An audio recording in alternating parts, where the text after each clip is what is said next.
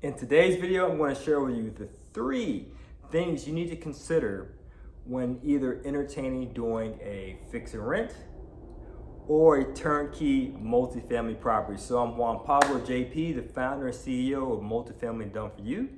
Let's jump into it. As always, ladies and gentlemen, I like to have an acronym going back to the old school days, VCR. I remember when I used to work as an employee for the government.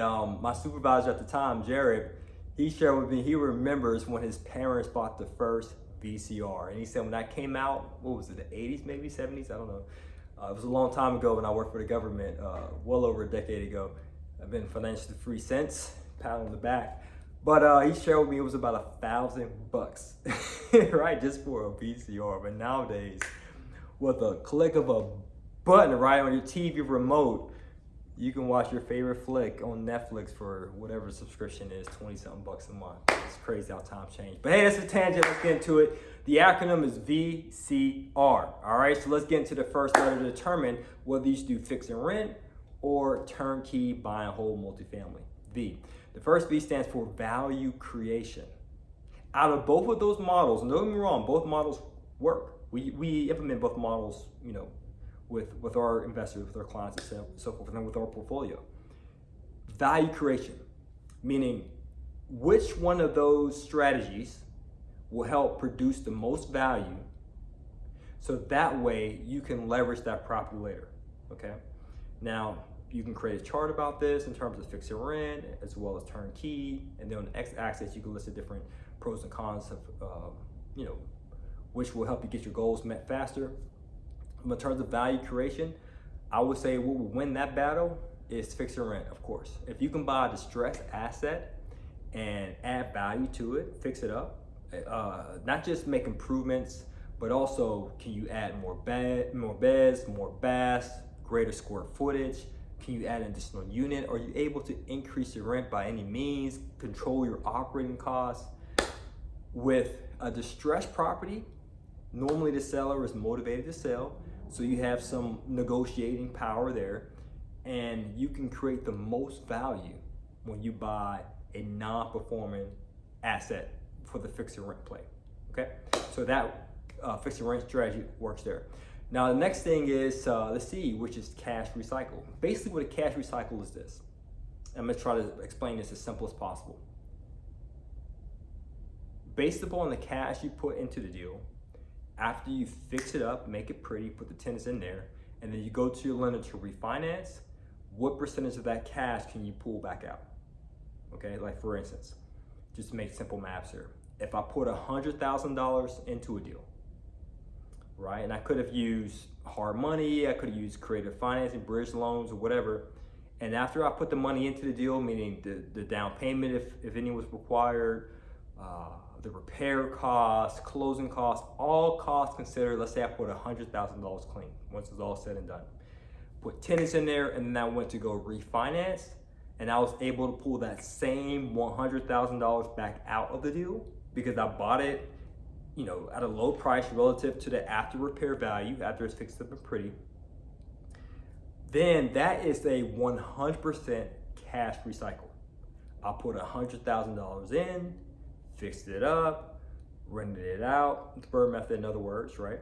I put tenants in there, I went to go refinance, I pulled out my same $100,000. That's a 100% cash recycle. Now, if I did the same, but this time, instead of putting $100,000, let's say I pulled out $80,000, just based upon the numbers of the deal. That's an 80% cash recycle.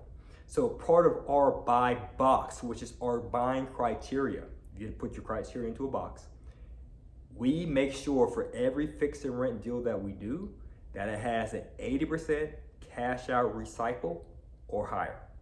If it meets that criteria, check mark.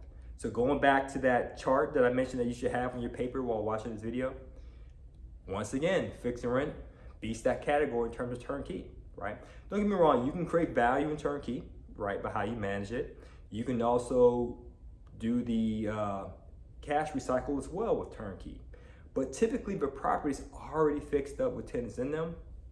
It's only how far you can go with buying it at a steep discount and how much more you can force the income and do repairs to add value and so forth. There's many different things you can do, but in terms of the fix and rent, since you know it's already stressed, the seller's probably motivated to negotiate. The fix and rent wins in the V, value creation, and the C, cash recycle. Let's get into the R, the risk. Now that's important for a lot of investors, especially if you want to buy multifamily properties, whether it's inside of where you live, your backyard, or outside of where you live in other areas. The risk factor is huge. Risk meaning, well, if I hear what you're saying, JP, right? Doing a fixed rent does sound attractive in terms of value creation, cash out recycle, but buying a multifamily property outside of where I live, where I can't see and touch it and feel it every single day, I just can't just drive by it. Of course, I can take a flight, take a visit. Of course, I can look at reports and dashboards to see if it's performing well, but still, I'm not the type of person that's hands-on. I gotta see, touch, and feel the property. Then it could be a risky investment for you, right? And if you are open to still buying out of state, as long as the numbers work, but you just don't want to go as deep in terms of fixed rent because you might think it might be challenging to manage a team of general contractors, rehabbers, etc., subcontractors out of state, or you might have had some experience doing renovation projects in your backyard in which it wasn't managed well, right? So you might say, hey, I've been somewhat burned by that before.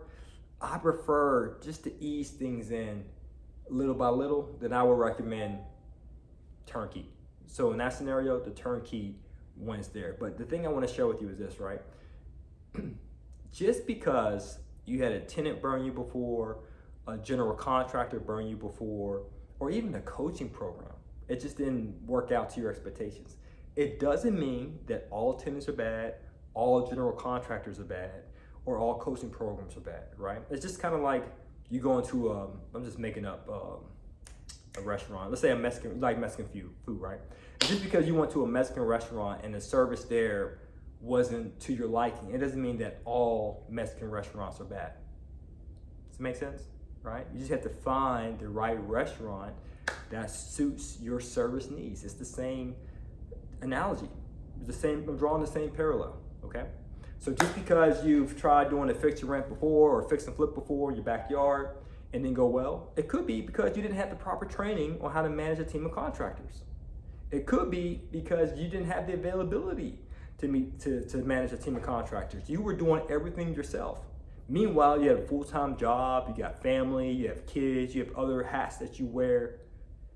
You get what I'm saying? But if you work with a team who does this full-time execution on your behalf, it could be a different story, all right? So speaking of which, if you're looking to execute and acquire your first multifamily property, what I want you to do right now is check the link below in this description. Make sure you schedule a discovery call so my team and I can speak with you to see if you're a good fit for us, we're a good fit for you, and see if we can make the multifamily magic happen, right? But hey, you don't have to do anything I share in this video. All I say is this, just keep coming back. Keep watching video after video. Hit that like and subscribe button to the point you're informed, you feel confident to finally jump in and do the multifamily magic movement. I don't know what to say next. But hey, that's all I have for today, guys. As always, this is to your success. Continue to earn passively and live passionately. Take care, guys. Peace.